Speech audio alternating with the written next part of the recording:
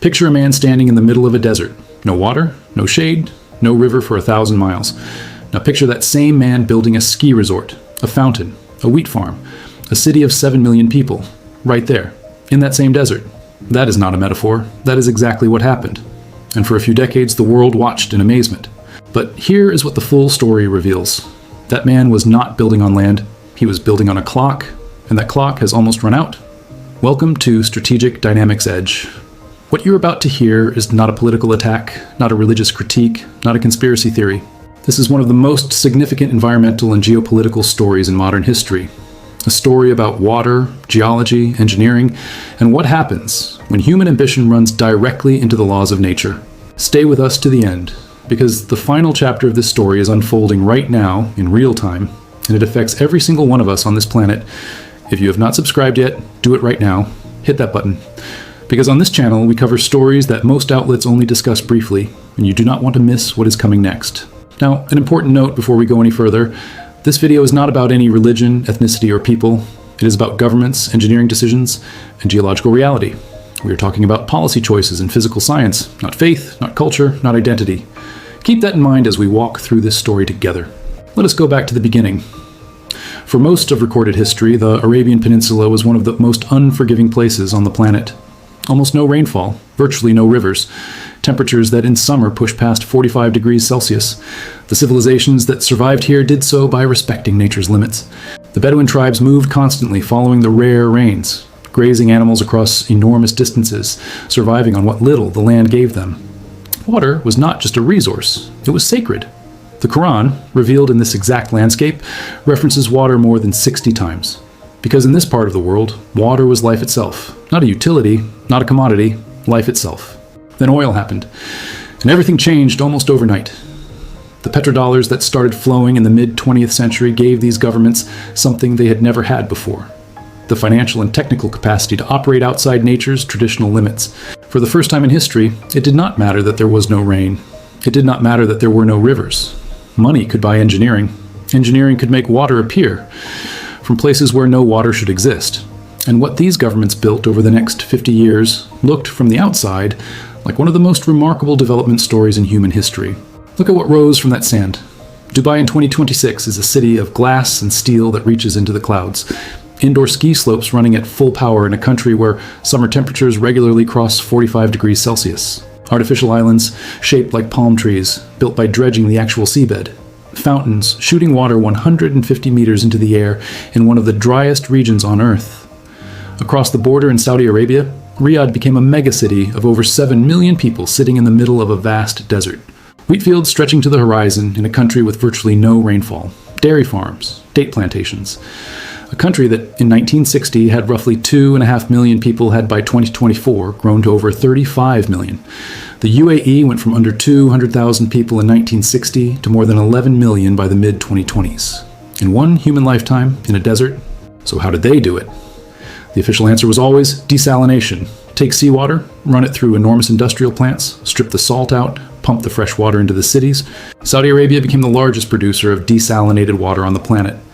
According to Saudi Water Authority data from 2026, the kingdom now produces over 11 million cubic meters of desalinated water every single day. Bahrain pulls more than 90% of its drinking water from desalination. Qatar is close to 99%. Across the 6 Gulf Cooperation Council nations, Saudi Arabia, the UAE, Kuwait, Bahrain, Oman, and Qatar, these countries together produce close to half of all the desalinated water in the entire world. They are literally drinking the sea. And for a while, that looked like a complete and elegant solution.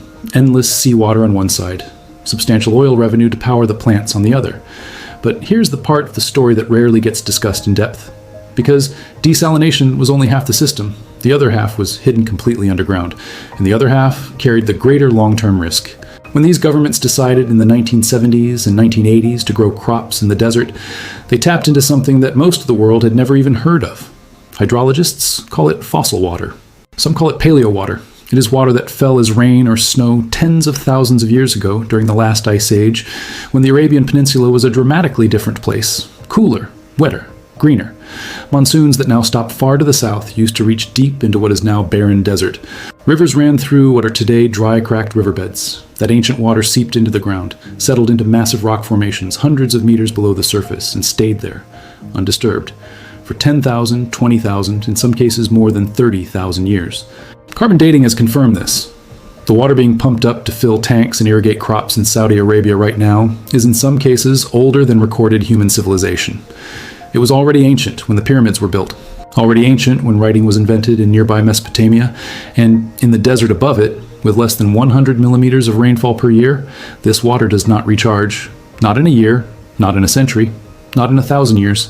Hydrologists are absolutely clear on this. Once you pump it out, it is gone permanently.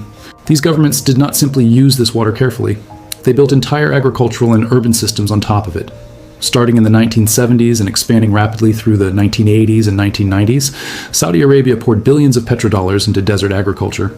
They installed enormous center pivot irrigation systems, the round green circles you can see from space on satellite imagery.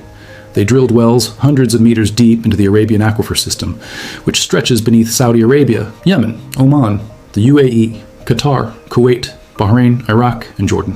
NASA's Grace satellite mission later confirmed what scientists already suspected. This is the most overstressed aquifer system on the entire planet. Around 60 million people depend on it, and it is being drawn down at a rate that cannot be sustained. By the mid-1980s, Saudi Arabia had become a wheat exporter. A wheat exporter.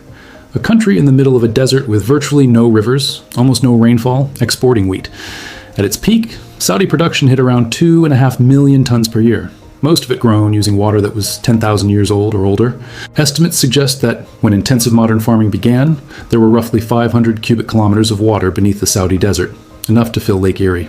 By 2008, an estimated 400 of those 500 cubic kilometers were already gone. By recent estimates, around 80% of the country's fossil water has now been extracted and used. 80% in one human lifetime. And here's what makes this particularly difficult to track. The depletion of a fossil aquifer does not announce itself dramatically.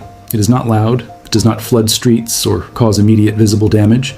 It happens silently, hundreds of meters underground. For years, wells still produced water. Crops still grew, cities still expanded. From the surface, everything looked stable. But in areas like Wadi ad-Dawasir in Saudi Arabia, NASA satellites documented water tables dropping by as much as 6 meters per year since the 1980s. 6 meters every year. Original wells went dry. New ones were drilled deeper, then deeper again.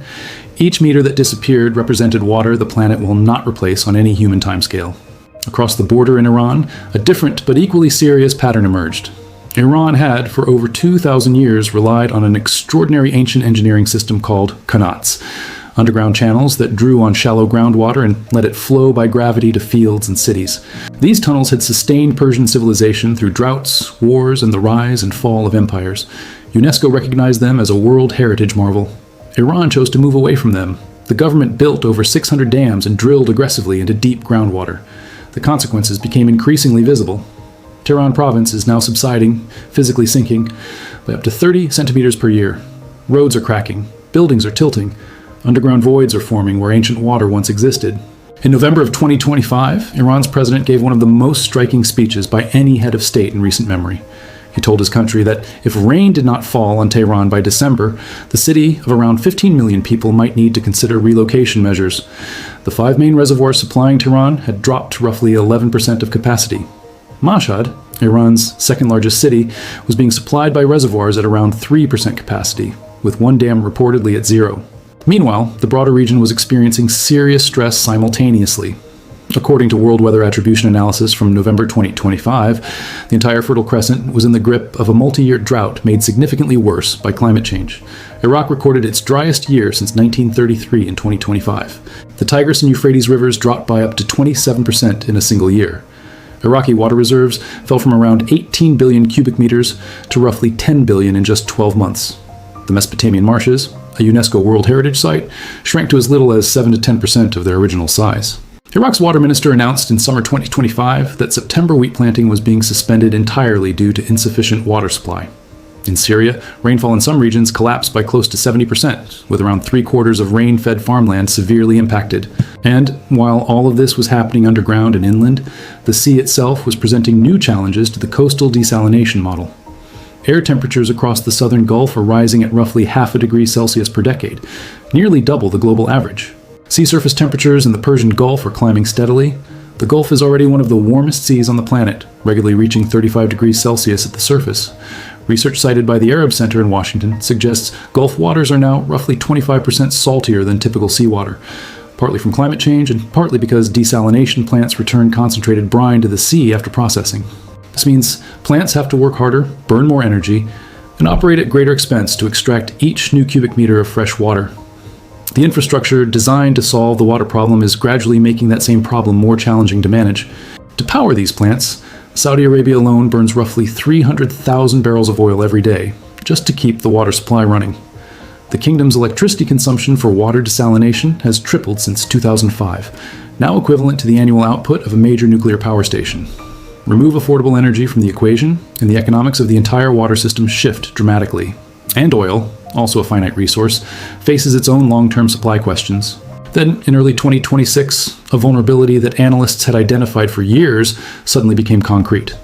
When conflict involving Iran, the United States, and Israel intensified across the Gulf region in late February and early March of 2026, it quickly reached critical infrastructure.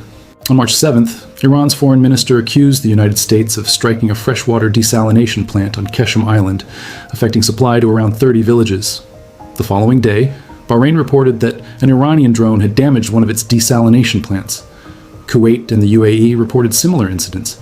The Atlantic Council and the Bulletin of the Atomic Scientists both published analysis in March and April of 2026, noting that the informal norm against targeting water infrastructure had been broken. The strategic exposure of desalination-dependent nations became unmistakably clear. Bahrain alone, a nation of around 1.6 million people, where over 90% of drinking water comes from desalination, faces acute supply risk from relatively limited infrastructure damage. So, step back and look at the full picture. In less than 1 century, these governments extracted around 80% of fossil water reserves that took tens of thousands of years to accumulate. Ancient river systems and marshlands that sustained regional agriculture for millennia came under severe pressure. Megacities, development projects, and agricultural programs were built in environments where the underlying resource base was always finite. And when domestic agriculture became unsustainable, the water dependency was effectively exported through leasing farmland in Africa and South Asia, drawing on other regions' water supplies instead. The development model was genuinely impressive for a time, but it was built on resources that were always going to run out. Fossil water that does not recharge, oil revenues that face long-term uncertainty, desalination infrastructure that is energy-intensive and now demonstrably vulnerable. Nature does not negotiate. Tehran is rationing water.